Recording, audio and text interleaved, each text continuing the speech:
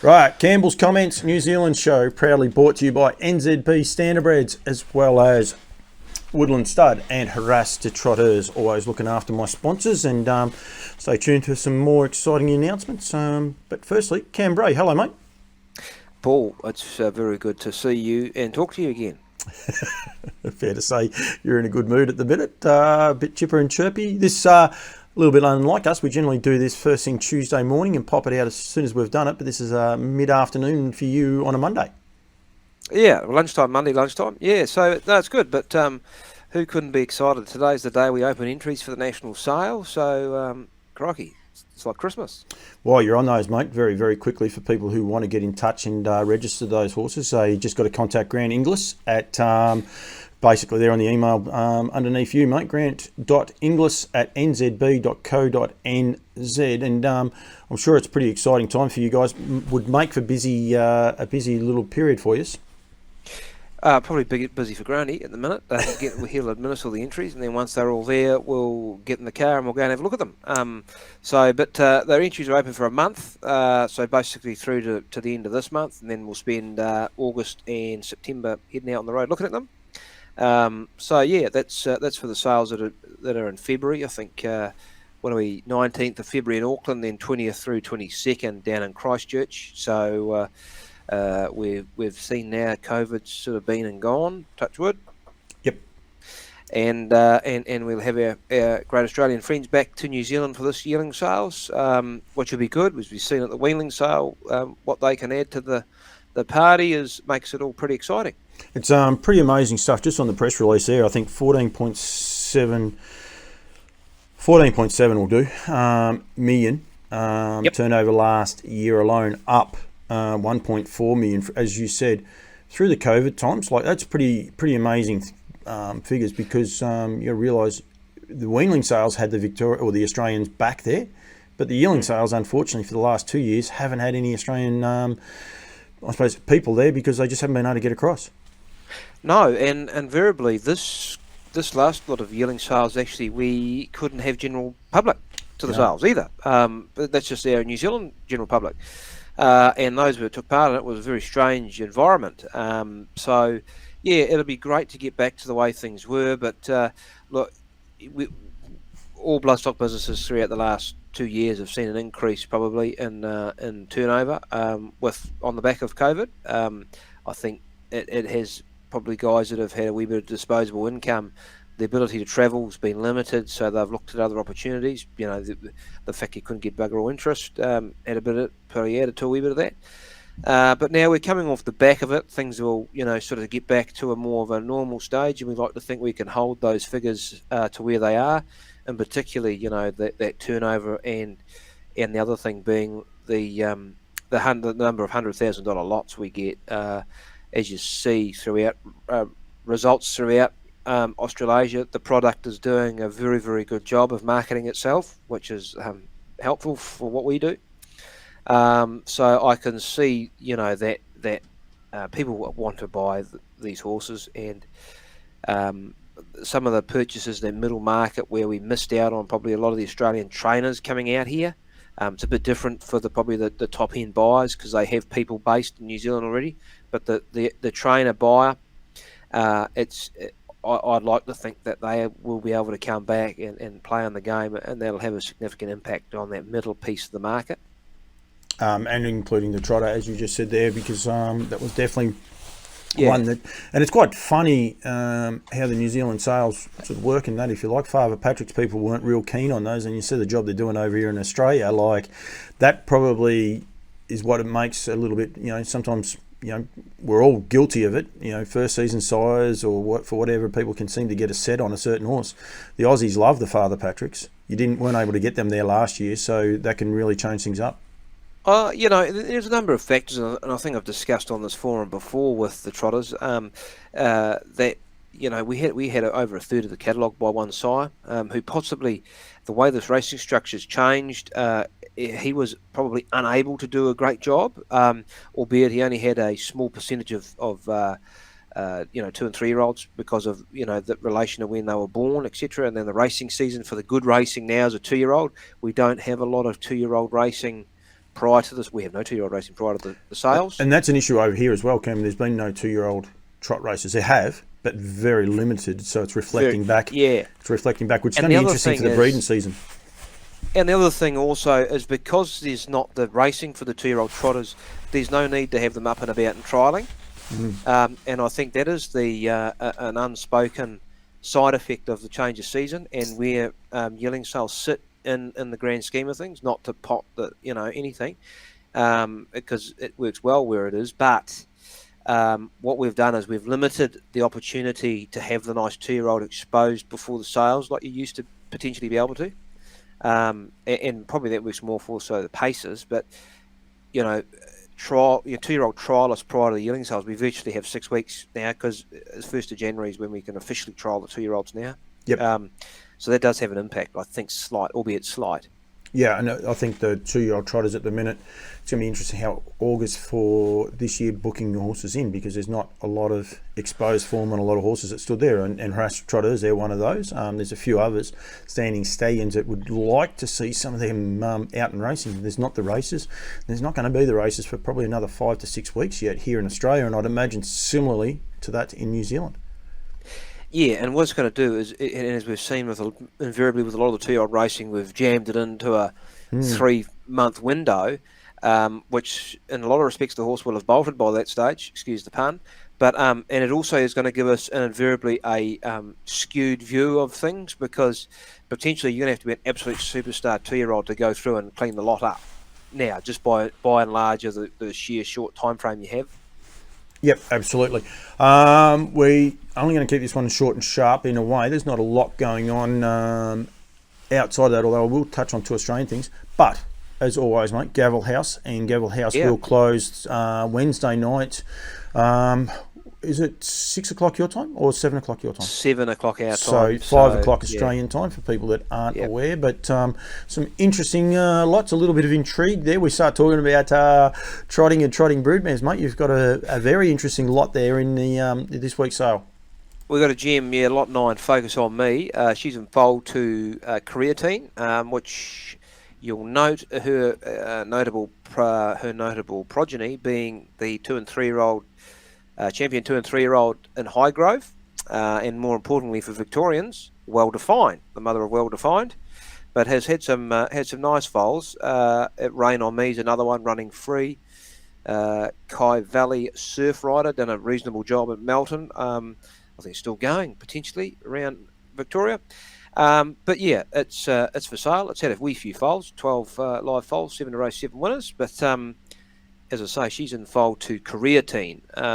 We also have another nice, talking about Father Patrick Trotters. He was one of his sort of early winners in Dubois, which is a Father Patrick out of Hot Pants.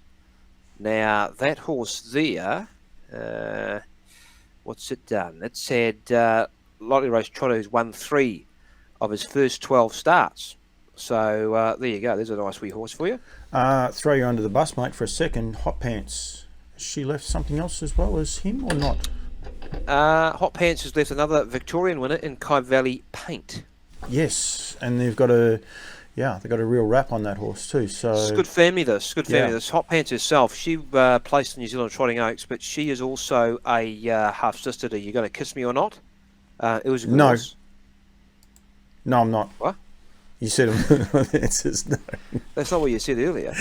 And then goes back to the very good Miss Whiplash, Want to Play With Me, and also Emma Hamilton. So it is a good family. So yeah, and as I say, I remember this horse early doors, obviously, because when we with Yearling Sale times around Father Patrick, you always try and give the notable horses in the area, and it was one of them originally.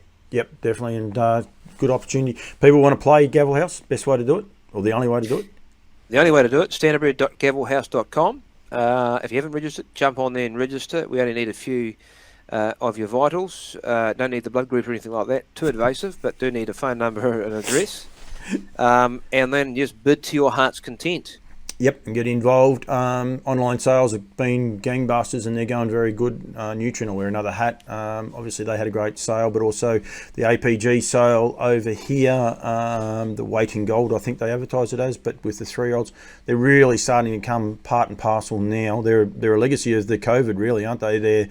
They're a way of life, I think, now for the harness racing industry, these online sales. Particularly, I think, in the format, and you know, you've used the clearing sale of, say, Yearling, which was a dispersal sale, I should say, dispersal sale of them. It's a great way of being able to, like, if you were to have a physical auction for them, that would be a mammoth task for any man. Yep.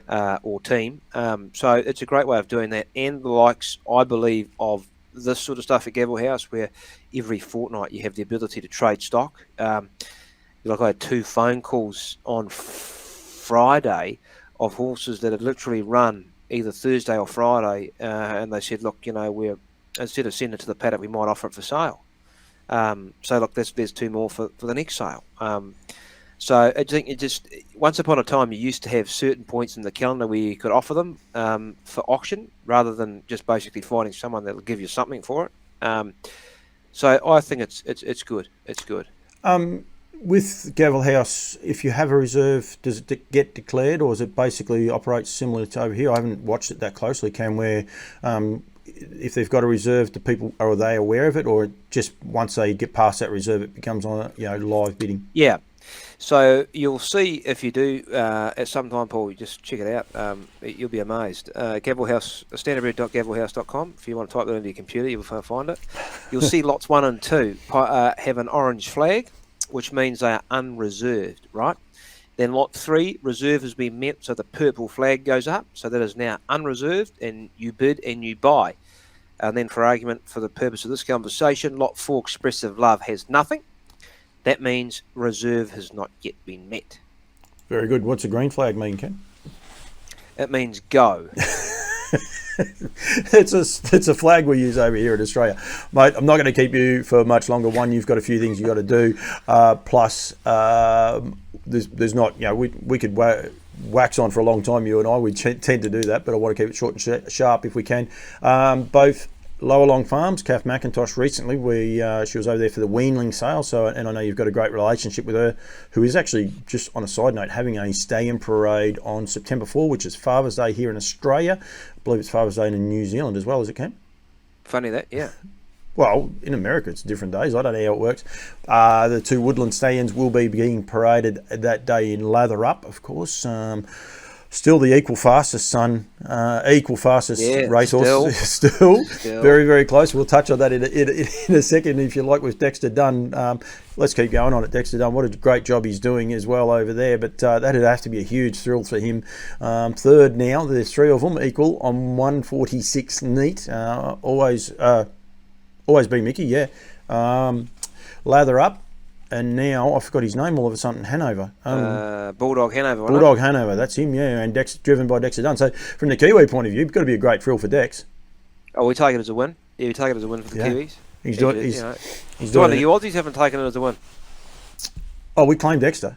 We taught him everything he knows. We taught him everything he knows. Yeah. He came over here and got taught how to drive, and then we sent him back. No, only joking. He's a champion reinsman and done a great job. Farlap, of course, was born in Australia. No, Kath McIntosh, as I said, Lower Long Farm, she recently announced basically an incentive that costs the people nothing, that if you breed to, I'm going to get them wrong here in a minute, so I'll just say select group of stallions, Pastor Stephen, yeah, no, that'll do me. I'm in trouble. I know Lather Up's one of them. I'll have to have them written down. Raging Bull. Yeah, no, what an opportunity he is too. Because I've seen a lot of Raging Bull over here, as you know, and he did a fantastic job off a limited opportunity. And albeit because he being from a Christian Cullen mare, did really sort of narrow up a lot of the mares he could go to. But by God, he's done a good job for what he's had to the races. Has indeed. I've got a couple more of them. Poster boy, Mel Mara, and it's a horse Pharaoh. I can't think of his name. He is a Mach 3 horse coming out of Canada. So make sure you look him up. All are eligible for a $100,000 bonus if they are lucky enough. If you're lucky enough to win the Vic Bread, So to be able to encourage people to keep them local, you've got to be eligible for the Vic Breed. If you're lucky enough to win that, on top of the great prize money you'll get for winning that, you can get a $100,000 bonus. So thinking outside the square, and it's great. It is a terrific initiative, and of course Lather Up, standing at Woodlands, he will be one of those horses. The other horse standing there is American Ideal. I'll get into trouble from Andrew if I don't mention him. He gets underneath, but make sure the Kiwis, they're still able to breed to both those horses. That semen can be shipped back, as can any of the lower long farms. But then also Cobbity Farms bring up their own race series, which definitely raised a few eyebrows, and I must say well done to them for thinking outside the square. Has that made much of a ripple? Have you heard much feedback from the Kiwis? Well, we've all seen it, and we all sit here in envy really and wonder how you get these sort of things off the ground, because we could do with a number of them over here. But no, it is a great initiative. It's great to see that the stud farms, are putting their money up, to back up their product, which is great.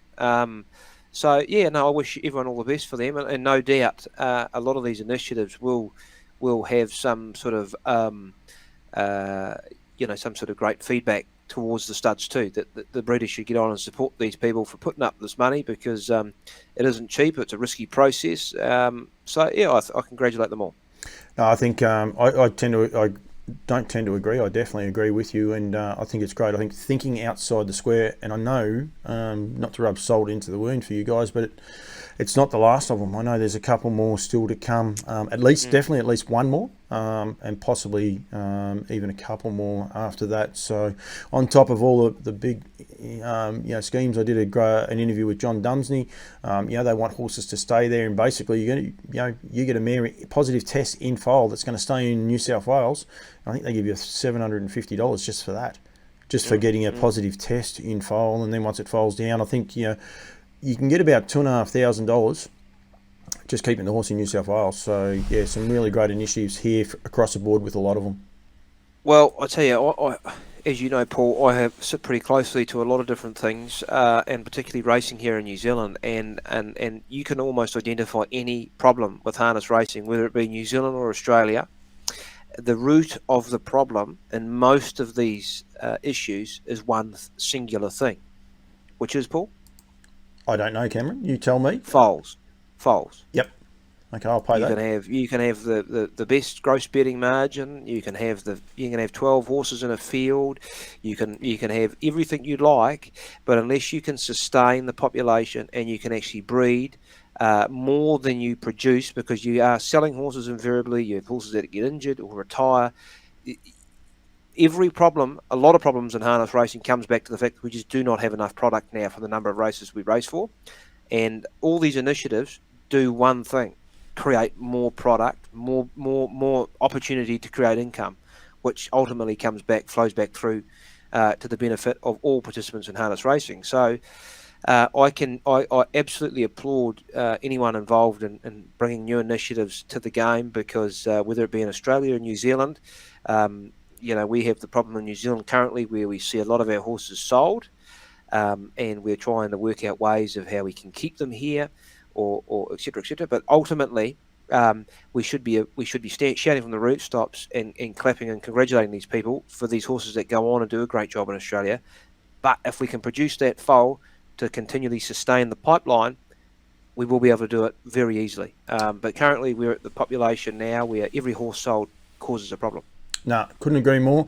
And I think it's ways we've got to think differently. And albeit for you guys in New Zealand that it's possibly a little bit of a worry that you're seeing all these incentives in Australia, I think it can flow back. And the sooner we can convince HRA that we need each other, instead of trying to fight against each other, these things can all work together and be great for productivity.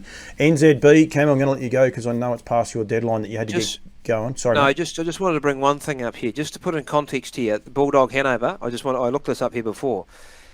It went 146 flat. Look at the poor bugger what did he run? Did he run sixth? He ran last. He ran sixth. He went 147.1. Imagine pulling up and telling you, we went 147.1. We come home in 25.2 and we run motherless. Yep. Yeah, that's, there you go. There was someone put a clever tweet on. I saw that this morning. They actually said that 147.2 and 25.4 home. They're basically relaying the conversation to the owner. And the owner goes, "Oh, great, where'd we finish?" And he wrote 6th. He's like, She was playing quick that yesterday, wasn't it? yeah. Or last night. But anyway, so there's a lot going on. Right, mate, thank you very much. Appreciate your time. As always, this show is brought to you by NZB Standardbreds, but also with the help of Woodlands, who are celebrating 30 years, and there's going to be some ramping up of that, which is a huge achievement in the breeding industry, and they're not going anywhere soon, Cam, so that part is great.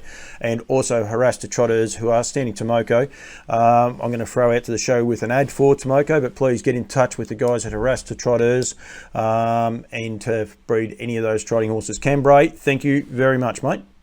Paul, it's been a pleasure.